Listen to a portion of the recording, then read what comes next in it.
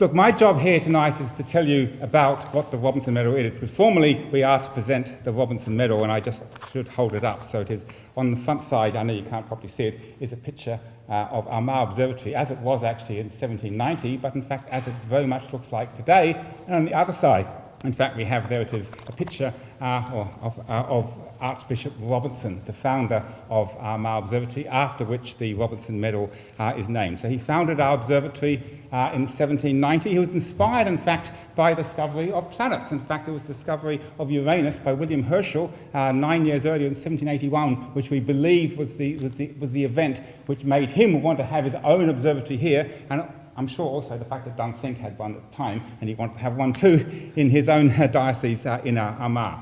But this was the age of the Enlightenment. That was what was going on. It's a time when science was beginning to provide the bedrock for advancing civilization. That's really what was happening then. And we have this link to the archbishops. We had the speech from Archbishop McDowell today. The archbishop still remains the chair of the Board of Governors in Armagh. So the Robinson Medal is presented in honour of that to a preeminent figure in science and astronomy, and there's no more preeminent figure in these Isles than the person we are doing it today. There's Martin Rees, the Astronomer Royal, Baron Rees of Ludlow. Unfortunately, Martin actually is not here today. He's over this last week actually has taken ill. He's actually okay, but he's just not able to travel.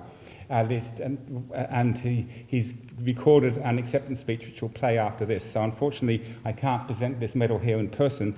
He'd very much like to be here. But I do want to say a few words about the science that the Astronomer Royal has contributed to.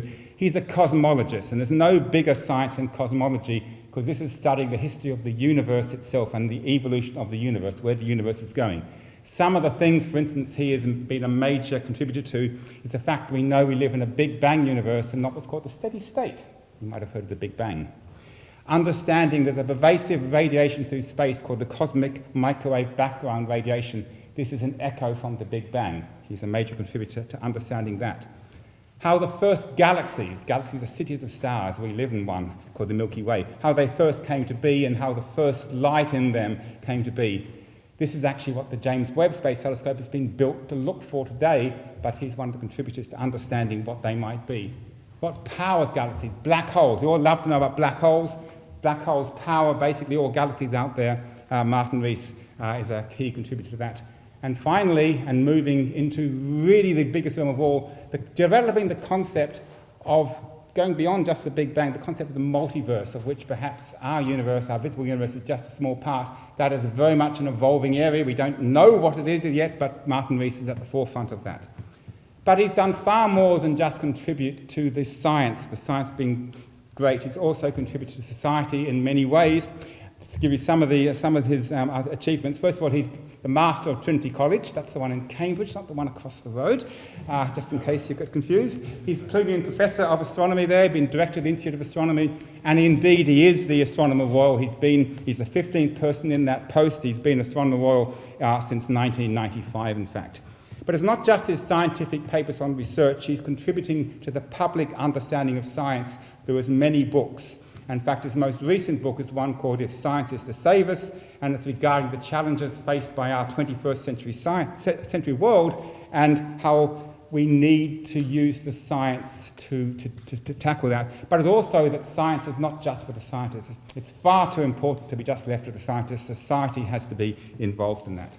And then to bring us full circle, the Astronomer Royal sits in the House of Lords in Westminster.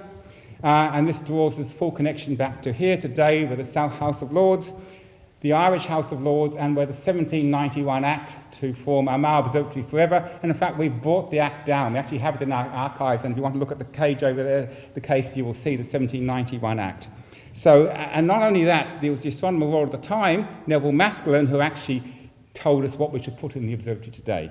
So I want us to all thank in absentia the Astronomer Royal, and we'll play a little video now where he will say some words of thanks for us. Thank you.